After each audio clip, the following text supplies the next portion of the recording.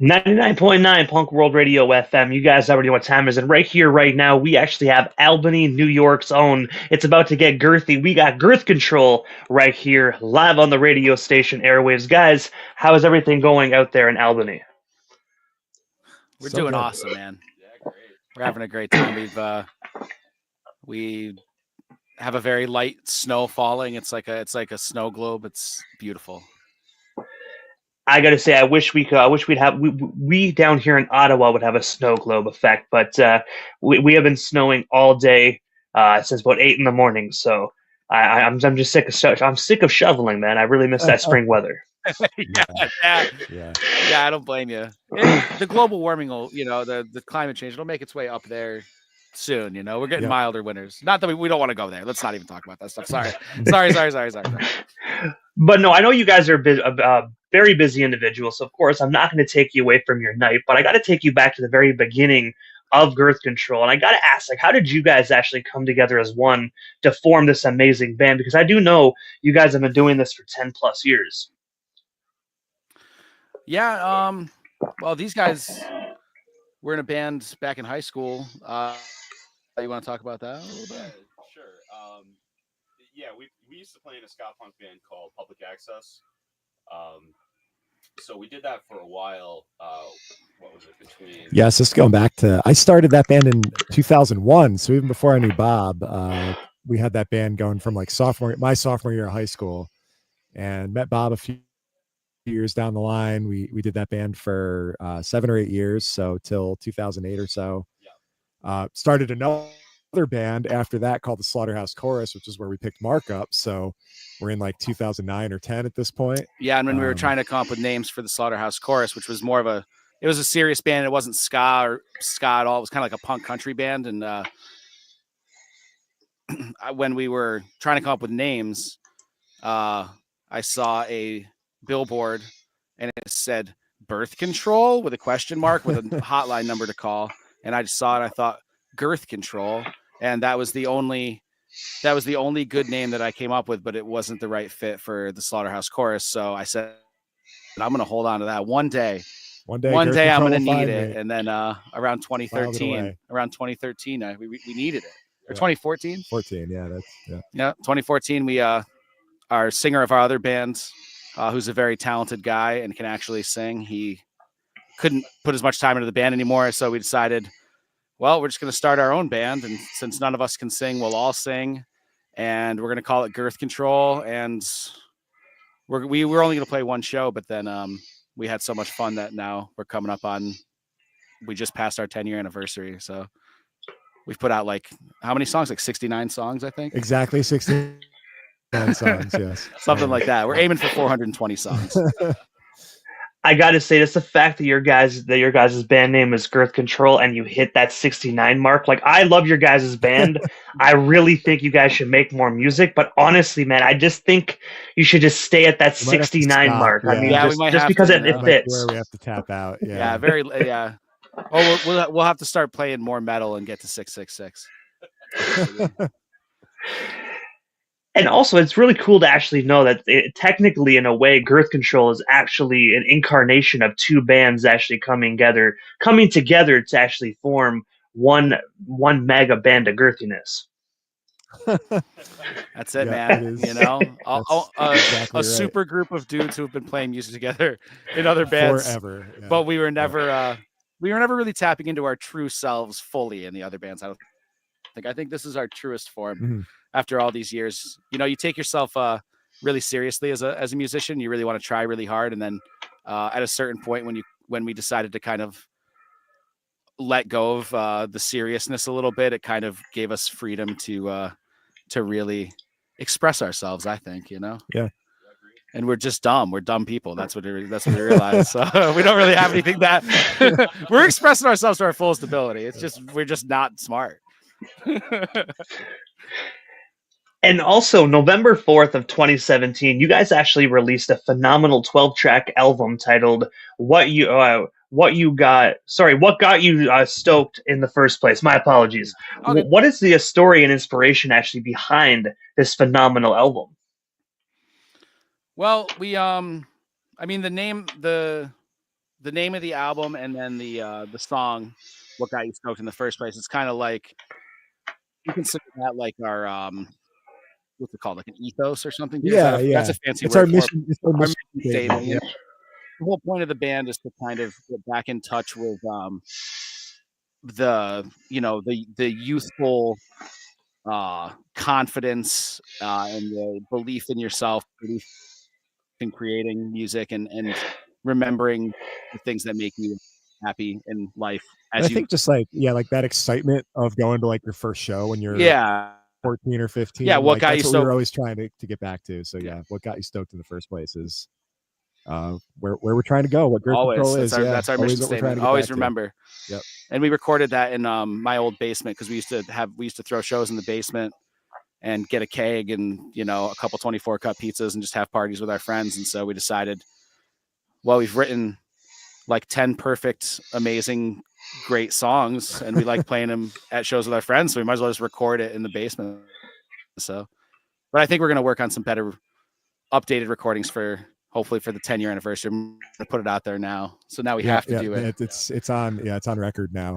But yeah, we still play most of those songs at every show. We kind of did a greatest hits album right out of the gate with Girth Control, which was the inspiration behind doing like a live album first. We were like, wouldn't it be really funny, since bands a live album is usually like your greatest hits, what if our first album was like a greatest hits live album? We just won't write any bad songs.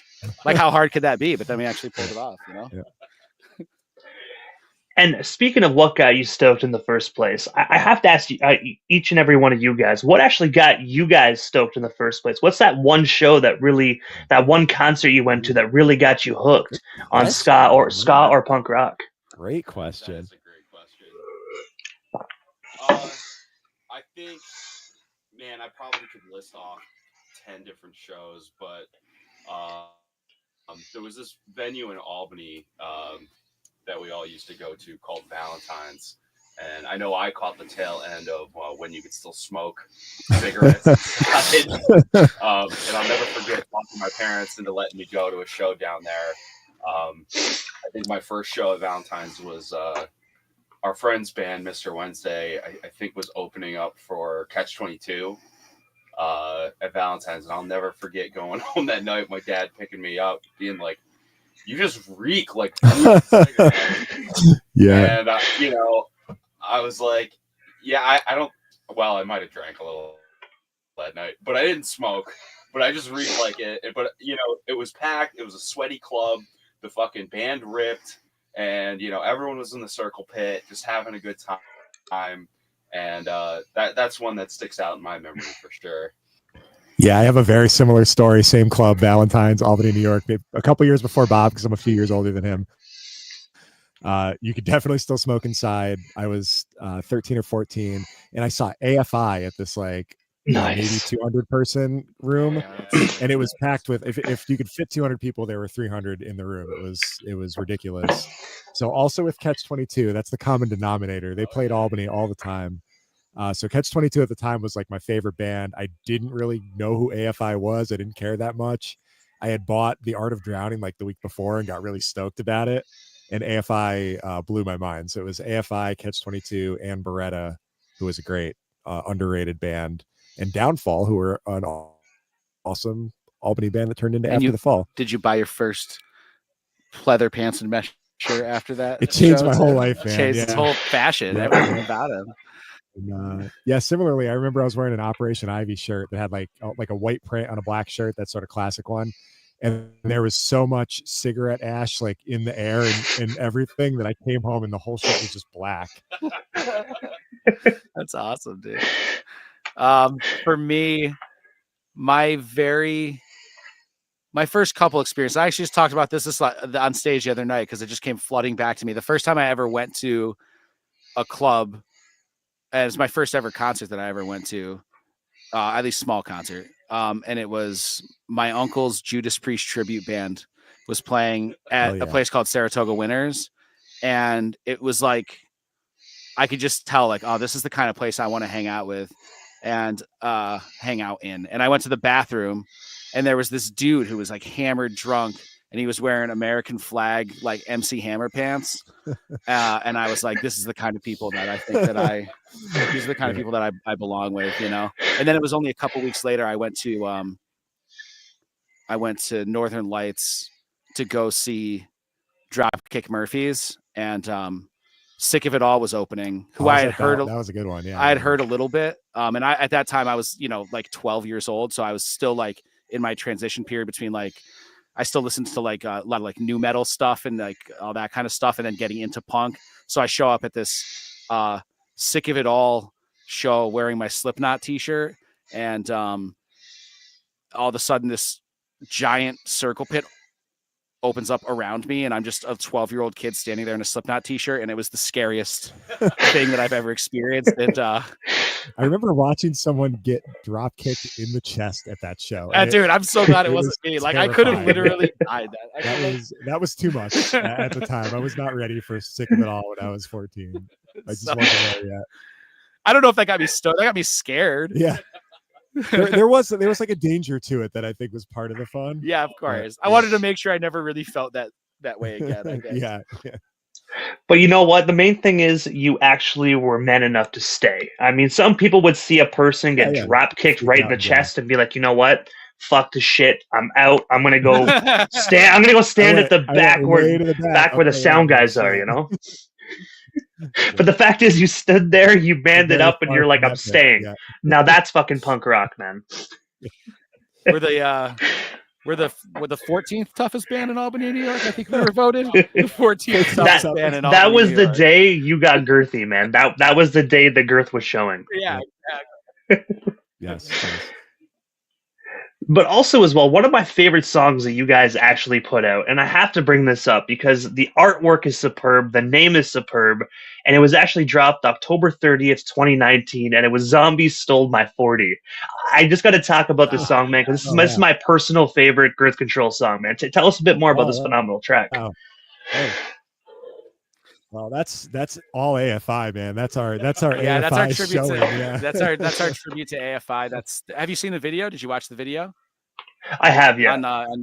Oh yeah. So I feel like we had the idea for the song and the video first, and then we were like, well, if we're gonna do it, we got to do it now because it's about to be Halloween. Yeah. We had just played a show a couple months before that, or maybe 6 months or so, with Doyle from the Misfits.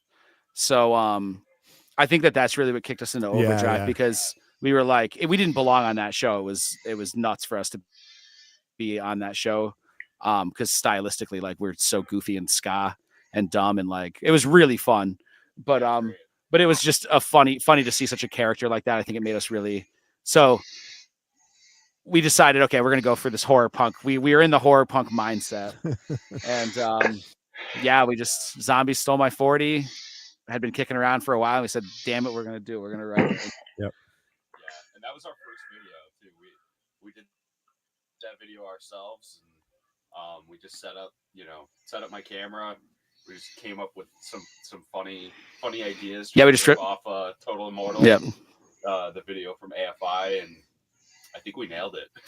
We nailed it. That's when we learned that we could do anything. Yeah, exactly. We can do it. We can make our own videos. We can do anything we want to do. Like, it was like 4 hours. We had 4 hours before a show, and we were just like, well, I guess we'll just shoot the video. We one take of everything, and it's the most perfect video that's ever existed. So, and then we wrote another, the B-side of that's a song called Doyle Ain't Ever Coming Back. And, he has not been back. And he has not been back. He went to Poughkeepsie. But he didn't come back to Albany. So I don't know if Girth Control, I don't want to say that Girth Control was maybe tougher and he could tell. Maybe he was intimidated a little bit by us. I don't know. But also, another amazing city in Buffalo that you guys actually have your hand in is actually Buffalo, New York, where you guys are actually currently signed to an Insidious Industries. I was wondering, how did you guys ultimately actually get discovered by this label? And of course, what is it like just working alongside Buffalo, New York's finest? Greatest city in the world. I'll say it. It's true. Go Bills. Exactly. Go Bills. So we we were lucky enough to going back to like some of our previous bands. We knew this band called Do It With Malice from years and years ago from Buffalo, and Aaron from the band Power Up, who is probably the greatest ska-core band in the Northeast going right now, set up this little weekender with Do It With Malice a few years ago with us, and we got to know Chris from Do It With Malice and that whole band, and they're just really, really excellent, just wonderful, Buffalo people. Like Buffalo's just full of the best people in the world, and Chris from Insidious Industries and Do It With Malice is for sure one of them. So yeah, we just got to be friends with Chris, and Chris had this label, Insidious Industries, and when we started talking about doing some new Girth Control music, I think actually he was hoping we would do a split with Do It With Malice, because they're also working on some new music right now that is still sort of in the works. But we were like, hey man, we have like 25 songs, so we're going to put out this gigantic record. We don't have 4. We already wrote all the songs that we have. We can't do a split right now. We'll get back to you. He's like, actually, let me put out your record. Let me put out your 25 song album. I'm going to press it on vinyl if you guys are interested. And he wrote up this whole proposal, and it was adorable and awesome. Yeah, very professional. And he just really believed in Girth Control, and it kind of pushed us to the next level, I think, in a lot of ways. It was truly like, we can't thank him enough for because it's like you do this for a long time, and you get used to putting stuff out yourself, and you get used to kind of just enjoying the process of putting things out. And we don't, up until this point, we never like had anybody that we had to kind of make sure that we try as hard as we can for them to get their money back. Yeah, right. Nobody had ever. It's like really we're horrible Girth businessmen Control ourselves, so we just, if like we lose money, we make money. We don't know. We just spend it on beer and shit. So we don't. We have no clue what happens. So it was really helpful and really affirming for him to say, hey, I'm like willing to, I want to put up the money to press this on 2 beautiful colored vinyls you can still get on insidiousindustries.com. We have great gold vinyl and a great green vinyl still available. But we'd like to sell all of them. Yep.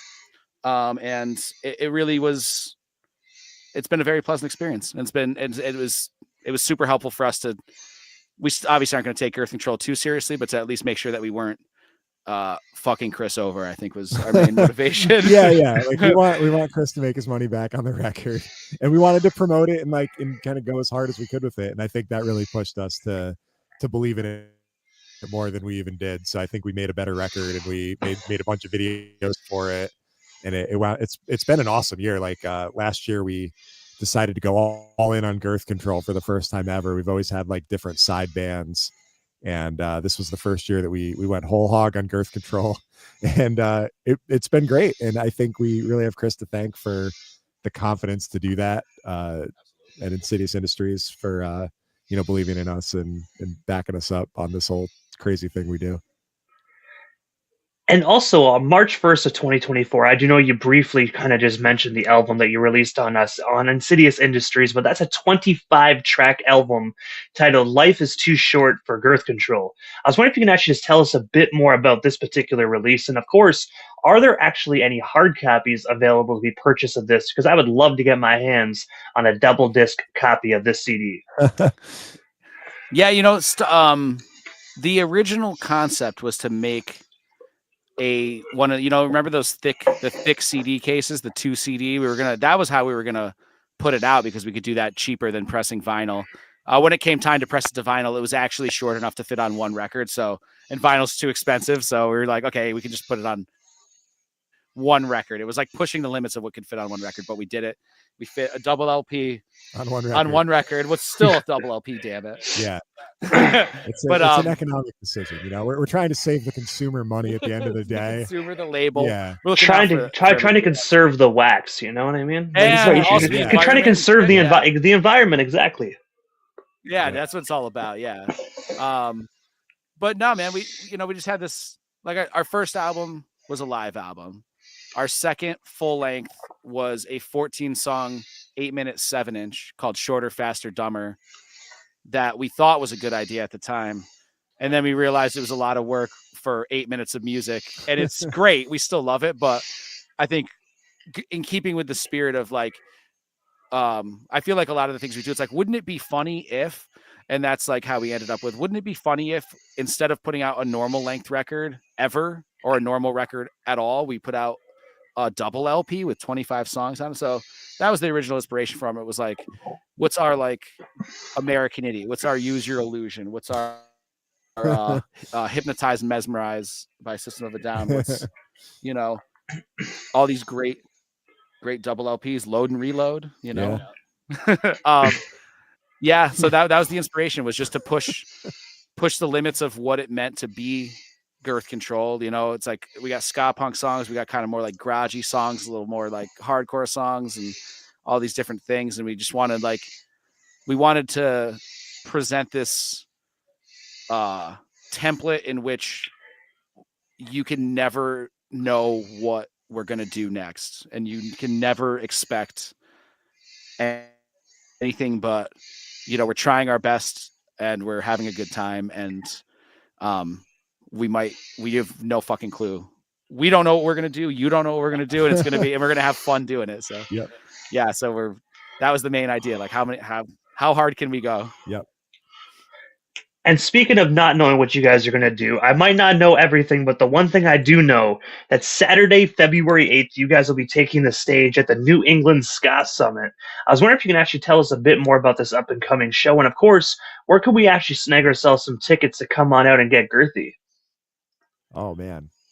Well, yeah, the show's going to be awesome. We just filmed a promo for it seconds ago, and it's, you're going to see it on our social media soon. It's A+. But yeah, so this is a killer show put on by 413 Ska, who are very good friends of ours in the Western Massachusetts area. They had the brilliant idea to finally, after all these years after Less Than Jake went on tour with Linkin Park on the Revolution Summer Tour, whatever that was called. 413 Ska is finally bringing together new metal and ska on one beautiful show. I told my wife about this earlier, and she said, "Ooh, new metal and ska together on one show. Wow." And I said, "Hey, it's not for you, all right? Yeah. It's for me. Yeah. It's for that little boy in the Sick of It All circle pit with the Slipknot shirt on. Finally a place where I can belong, you know?" Yeah. So the headliners are that new metal band, which is a legitimate new metal cover band who look absolutely fantastic from New Jersey, and another great Jersey band coming up called Backyard Superheroes, who are a wonderful ska punk band. So those are kind of the two extremes of the show. And Girth Control and just a ton of our friends from New england and you know, local parts. So I'm gonna forget a bunch, but yeah, Agonizers are playing, Green Street Fiends, Futon Lasagna, Mega Infinity, just so many Dangers are playing. Yeah, so many Dangers. They're great. Awesome. Yeah, I think that was it's another great chance for us. So over the past couple of years, we used to just want to be a local ska punk band and just play in my basement, and then we decided, let's be a regional ska punk band. Let's make friends within like a 4-hour drive. So that's like kind of we get to see a lot of great ska punk and you know, weirdo bands. You know, it's just going to be a bunch of freaks just having a great time. That's like the way it should be. Yeah. Just, tons of great bands. What's that, Saturday, February 8th? February 8th. East Hampton? East Hampton, Mass. And you can get tickets if you go to our Linktree. That's a thing. Go to the Linktree. Girth Control 69. Ska has tickets too. Yeah, our Instagram is Girth Control 69. So if anyone wants to follow us or find tickets or keep up with our antics, you know. And I have to ask, aside from this phenomenal performance in New England on February 8th, what is next for Girth Control? Like, is there anything we happen to miss during this evening's interview? Anything else you guys still want to touch on, talk about, or promote? What's got you here live on 99.9 FM tonight? Yeah, and I got to say, thanks so much. DJ Immortal, thank you very much for having us. This has been very pleasant. We are in the near future. We're hoping to have it out in the next couple of months. The original concept for the double LP was that it would be this, you know, epic thing bookended by an intro and then a 8-minute song at the end. That's called Life's Too Short for Girth Control. By the time we were done recording 25 other songs and we listened to it, we said, there's no way we can put people we can't expect anybody to listen to an 8-minute Girth Control song now. So we are finishing that up, and we're going to put that out in the near future with a few remixes.